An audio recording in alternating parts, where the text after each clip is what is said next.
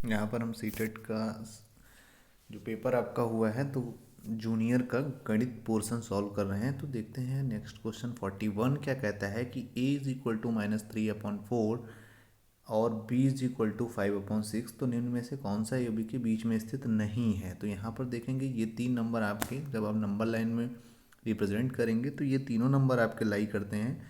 एक आपका जो फर्स्ट ऑप्शन है -7/9 ये लाई नहीं करेगा। नेक्स्ट क्वेश्चन देखते हैं।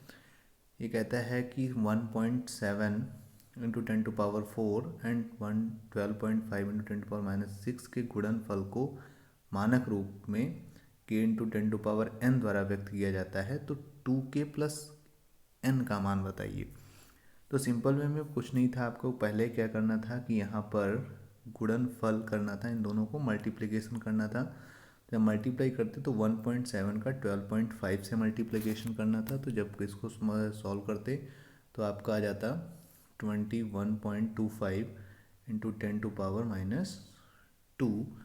और फिर इसको हम सिंपल वे में राइट करते तो वो 2k बोल रहा था तो 2 से मल्टीप्लाई करते तो ये आ जाता 42.50 इंटू 10⁻⁻2। और इसके बाद 42.50 10⁻⁻2,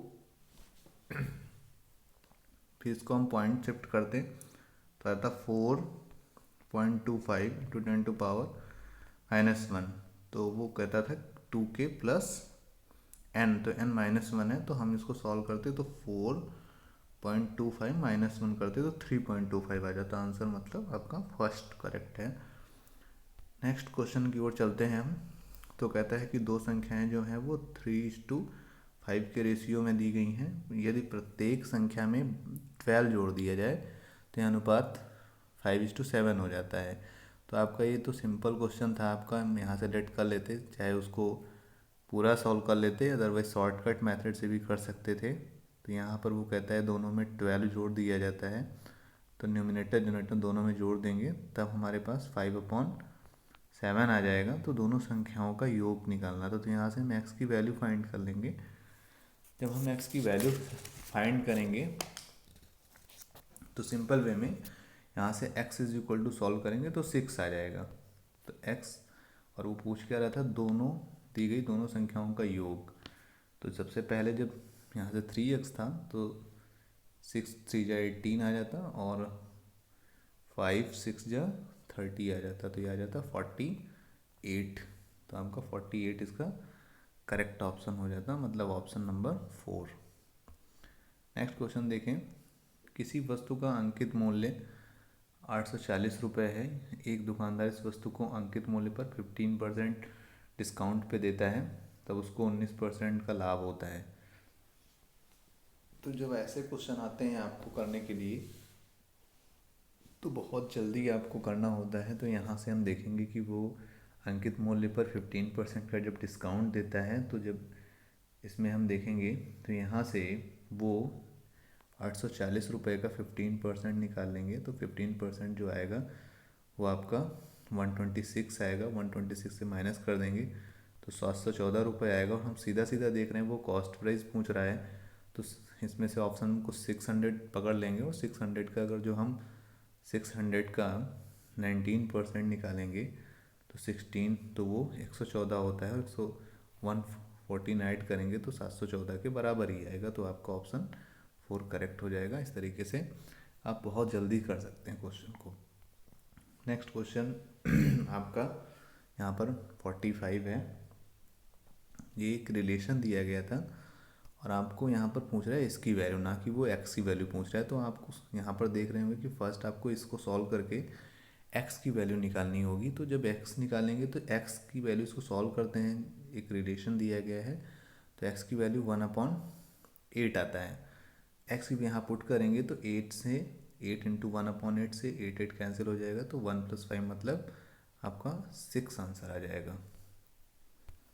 नेक्स्ट क्वेश्चन देखते हैं कि यहाँ पर 3 इक्वेशन दी गई हैं p q और r, और सिंपल वे में p और q को ऐड करना है और उसके बाद r को माइनस कर देना है। तो सिंपल वे में बहुत ही ईजिली इसको आप लोग कर सकते हैं। तो इसमें आपका क्वेश्चन जो आएगा आंसर वो फर्स्ट आ जाएगा 20x/-3x² - 3y²। ऐसे ही नेक्स्ट क्वेश्चन आपका है 47। इसमें x⁴ +1/x⁴ = 322 दिया गया है और x-1/x की वो वैल्यू पूछा है उसने। तो सबसे पहले जब ये चीज़ें दी गई हैं आपको तो आप x² + 1/x² का होल स्क्वायर करेंगे और तब यहाँ से हमारे पास x⁴ + 1/x⁴ और +2 आ जाएगा। यहाँ से वैल्यू पुट करेंगे 322 और +2, तो ये हो जाएगा 324। और हम जानते हैं किसका है, स्क्वायर लिखा हुआ है, यहाँ पर स्क्वायर है तो ये रूट देंगे तो 18 आ जाएगा, 18। और सिमिलरली फिर से हम क्या करेंगे, x - 1/x का होल स्क्वायर कर देंगे तो यहाँ पर x² + 1/x² और माइनस का 2 आ जाएगा।